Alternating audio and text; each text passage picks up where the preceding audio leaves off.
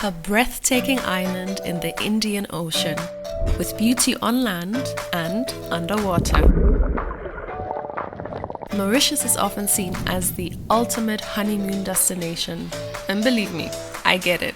But I'm here to show you that it's also so much more than that. A melting pot of cultures, epic landscapes, and some of the most mouth-watering food I've ever had. From temple visits and sunset cocktails to swimming with dolphins and flying over an underwater waterfall. This island has so much to offer. For my 23rd African country, I couldn't have picked a better destination.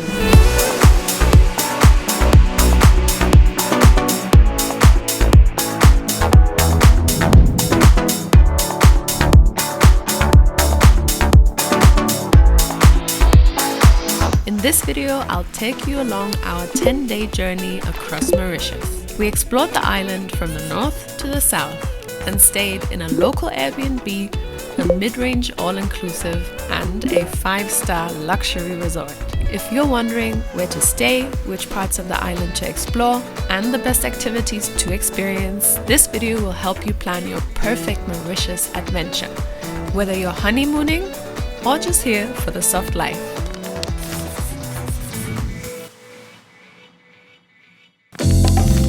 Flying in from South Africa with Air Mauritius, I kicked off this bucket list vacation in style. For an in-depth look, check out my Air Mauritius business class video. On land, the Mauritius adventure started in the north, in a little town called Gaube. My friend Niels and I booked a cozy Airbnb with 2 bedrooms, where we were welcomed the Mauritian way, with a cold beer and a home-cooked meal by the lovely owners. Staying in local Airbnbs like this not only supports the community, but it also gives you a way more authentic experience. And the food, always better than any hotel buffet. This spot supports local and is woman-owned. I'll leave the link in the description. Mauritius is famous as a honeymoon destination, but trust me, it's just as fun when you're traveling with your best friend. After the delicious first meal, our first stop was the beach, of course. We found a beautiful local spot within walking distance of our Airbnb. Indian Ocean water as warm as a bath, a few friendly stray dogs keeping us company, and that unmistakable feeling of finally being on island time, where the only thing on your to-do list is to decide which pair of sunglasses to wear today. We're at this beach, I forgot the name actually, which is not so far from our Airbnb, and we wanted to go for a little dip because it's the first real day in Mauritius, but it's very empty, which is actually really nice. There are only local people here, but no one's in the water. So you know, me as the demure half Somali, I'm like, I'm not going to swim here if no one else is there. But Niels is having a little dip and he says the water's really nice and warm. Hinter schaut's ja. Yeah. He's just saying he can't believe how warm the water is. Welcome to the Indian Ocean. Later that night, we headed to Baie, one of the livelier hubs in the north. Dinner at La Rougaille Creole, complete with live music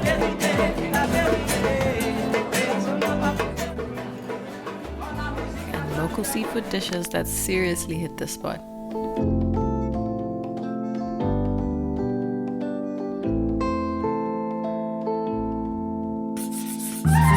The next morning we started with one of our favorite things, a good breakfast. We found this cute little spot called the Good Café, a total hipster haven with great breakfast options and great merch. We had this seriously good, very French toast, complete with watermelon salad, because vacation calories don't count, right? I love a good coffee that says, "Welcome to the island." Fueled up and ready to go, our next stop was the beach, of course. Okay, just warning that this is a recurring trend here. We tried Baie Beach, I'm still not quite sure how to pronounce it, recommended by our neighbor. This was a great spot, but also super busy, which is why I didn't film too much, but it was so cool to see so many families come together and spend a nice day by the beach here. After a good swim and some sun tanning, we took our time strolling through Baie, hopping into cute little shops and soaking up that laid-back energy. By late afternoon, it was time to catch the sunset. We headed to The Cloud, a rooftop bar that lives up to the hype for sundowners with a view. Once the sun set, we were seriously starved and decided to check out one of the bougie hotels, the Luxe Grand Baie, for luxurious snacks. Fresh oysters. If you don't want to splurge on an expensive hotel stay, you can always sneak in for a drink and a few oysters. Soft life on a budget, aka girl math. Hello? Did you miss me? And because Mauritius knows how to keep the night going, we ended up checking out some of the nightlife in Grand Baie too. This place was called Enjoy, and let's just say we did. The next day called for a slow start, and what better way than brunch? We found another hip gem called Bloom, with excellent coffee, no really, it was excellent, healthy bowls and just the right chill vibe to recover from a night out. If I had to plan the north segment of our trip again, I'd skip staying in Gaube and base myself right in Grand Baie. This is where the action is, and we found ourselves driving there almost every day anyway. But the real highlight of the day, we ventured out just a little further and spent the afternoon chilling out, maxing and relaxing our cool by La Plage by Evaco Beach Club. And yes, in case you're wondering, snorkeling does count as shooting some b-ball outside of a school. This beach club by Trou-aux-Biches was one of my favorite beaches on the island. Lounge chairs right by the water, good service. Cheers. And really nice snorkeling straight off the beach.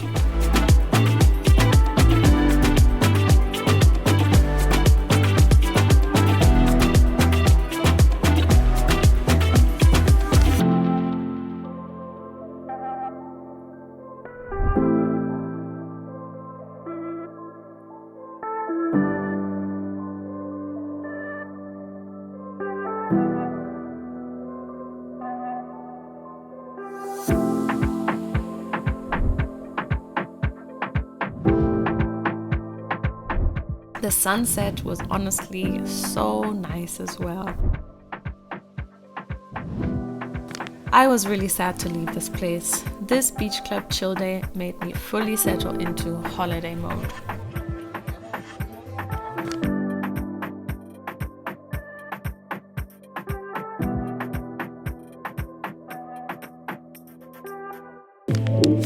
For our last evening, we stumbled across an absolute hidden gem called L'Atelier. The vibe was so cool, African chic decor, and the waiter, one of the loveliest people we met on the whole trip.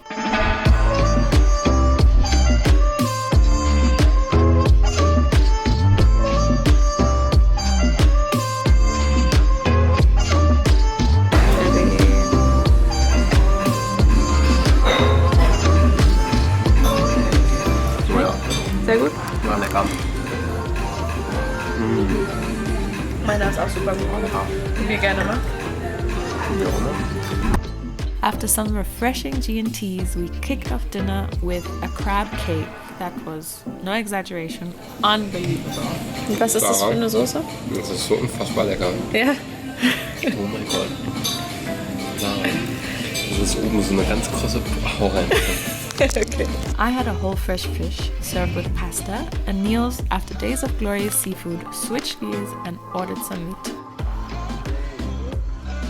We finished it all off with crème brûlée. The waiter also introduced us to Mauritian rum. They had it in different flavors. And after a couple of tastings, let's just say I left with a new appreciation for island hospitality. And just like that, our time in the north was coming to an end. But before leaving, we had one more stop to make, the iconic red roof church in Cap Malheureux.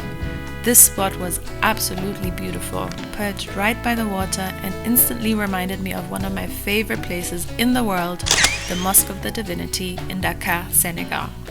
There's just something magical about places of worship that stand right at the edge of the ocean. And just next to the church, we found another gem, La Case Sandrine, a no-nonsense, no gimmicks local seafood restaurant. You pick your fresh catch of the day, have it expertly grilled, and eaten right there with a view of the ocean and the red church. Honestly, we low-key were mad at ourselves for not coming here sooner. La Case Sandrine easily became one of the highlights of our stay in the north.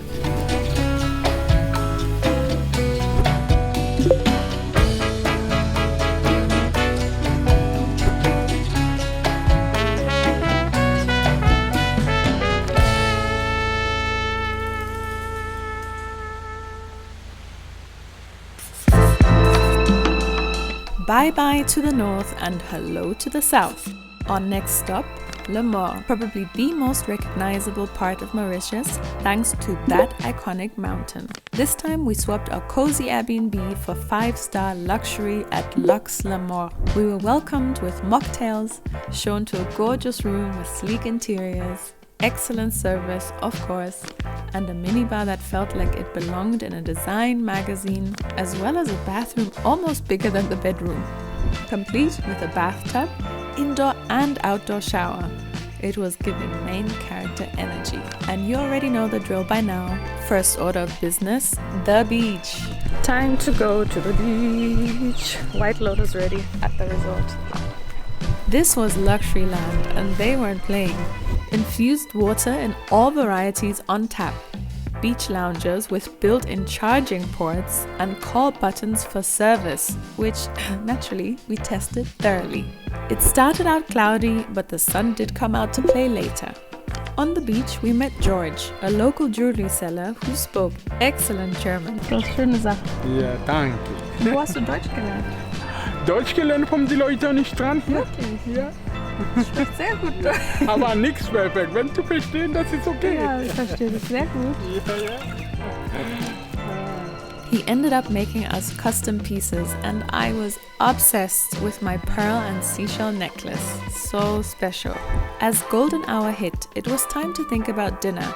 And here's where things got a little spicy money-wise. We'd booked the Luxe on a bed and breakfast basis. And while this sounds like a smart move at first, it landed us in a bit of a pickle come dinner time. That night, the hotel was hosting a special Mauritian food buffet, which was booked for us. But rookie mistake on us, we forgot to ask the price before we booked. Turns out, at around $100 per person, excluding drinks. Yes, ouch. But the food was really out of this world good. Local specialties, multiple food stations, live cooking, live music, you name it. The curry station alone had more variations than I could count. And the biryani, chef's kiss.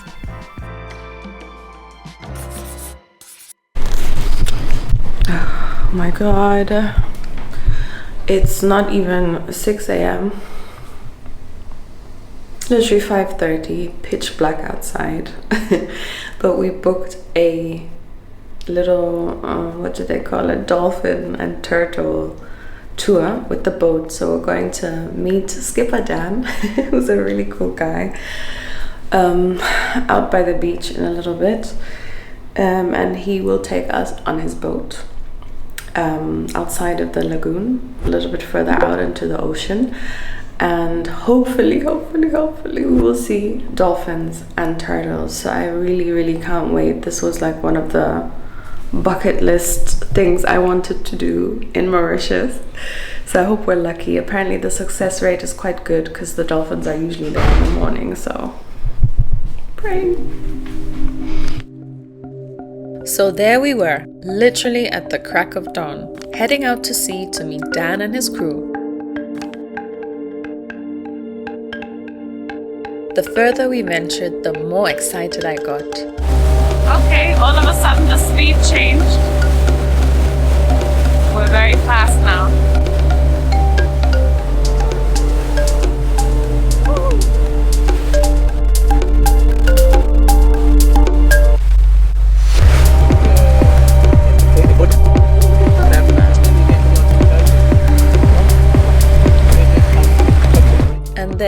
we saw them, a full pod of dolphins gliding just off the coast.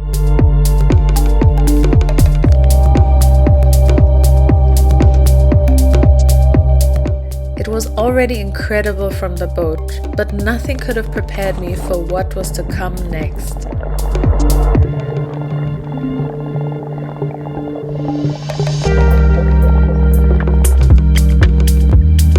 Two dolphins swam straight towards us. It felt like they were just as interested in us as we were in them. Then we spotted a mum and her baby dolphin. It was so cute. Even after we were back on the boat, the dolphins stayed near, swimming right alongside us at the bow.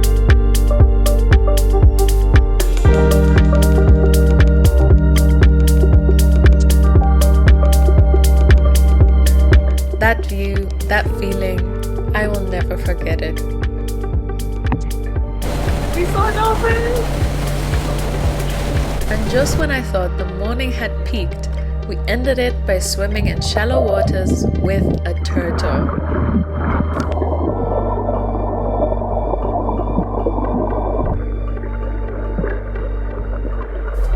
It truly doesn't get any better than that.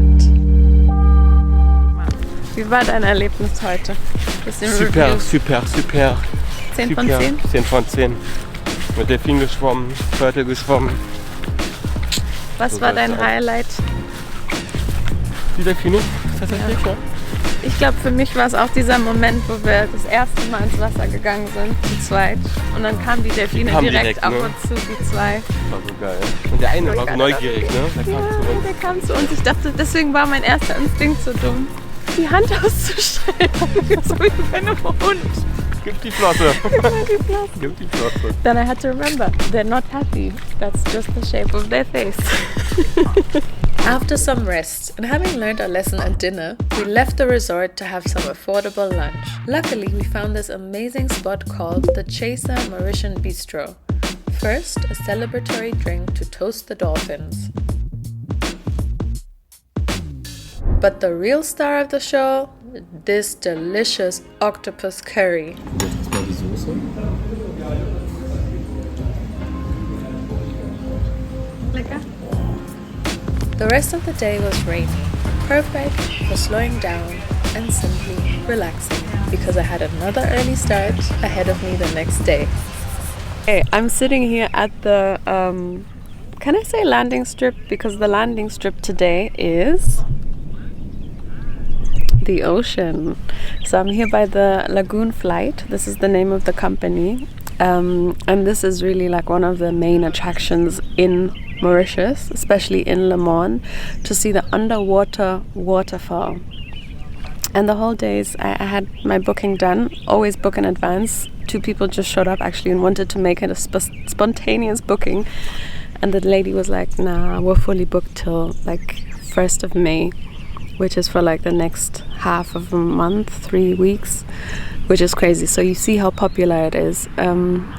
And all this time I've been praying that the weather is good for my flight, and I'm really lucky today. Yesterday was cloudy, it was raining throughout the day, and today it's looking really good because apparently this illusion of the different colors of the water, which makes up this underwater waterfall, is most visible when the weather is nice and the sun is out. So it's looking really good. Fingers crossed.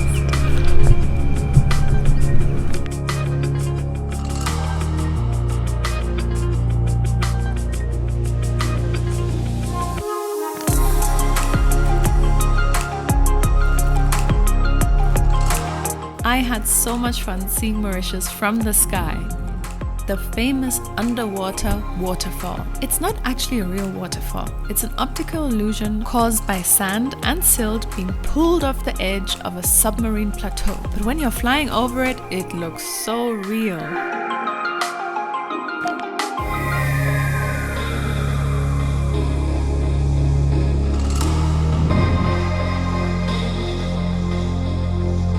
Later that day, when the plane rides had stopped, I flew my drone from the coastline to compare the view. The light wasn't as dramatic at sunset, but you could still make out the layers pulling downward. Even knowing it's just an illusion, it still had me staring. I wholeheartedly recommend that you book this experience in advance because it's really breathtaking. Departure day from Le Morne came a little too soon, but not without one last moment of joy, the pastry station at breakfast, easily my favorite part of the mornings at the Lux. On our way east, we made a quick stop for coffee at Kind, a lovely artisan cafe in Le Morne. Strong coffee, good energy, just what we needed before the road trip ahead. The drive to the east coast was surprisingly beautiful, winding hills, stretches of forest, and the kind of peaceful green you don't always expect on a tropical island. We made a stop at Bassin, one of the most sacred Hindu sites in Mauritius. Mauritius is incredibly diverse, with deep Indian, African, and Creole roots, and the island's Hindu heritage is especially present here. 2 giant statues of Shiva and Durga greet you as you arrive. Inside the temple grounds, there's a quiet lake, the Ganga Talao, which Mauritians believe is connected to the Ganga River in India. It was serene, spiritual, and a reminder of just how layered this island really is. Our final stop, Belle on the east coast. We checked into Sea Mauritius, an all-inclusive stay. Now, I'll be honest, I had my doubts. All-inclusive wasn't really my thing, or so I thought. Turns out it was really enjoyable. I might have called Sea Mauritius mid-range in the intro, but the vibe felt really elevated, sleek, stylish, and relaxed. The views of Belle beach reminded me of Zanzibar's east coast. Tide patterns, steady breeze, windsurfers catching waves, and water crystal clear. The all-inclusive part? Actually kinda cool. Endless drinks, plenty of food options, and lots of cozy corners to just chill. The beach was perfect for lounging, and even better for snorkeling. Now, the next part wasn't really my idea. Niels is a big golf guy, and apparently the Cerfs golf club was designed by some famous German golfer, so naturally we had to go. Luckily, being the +1 has its perks. We were picked up for transfer and then took a boat out to Cerfs, a small private island off the east coast of Mauritius, known for its luxury golf course and quiet beaches.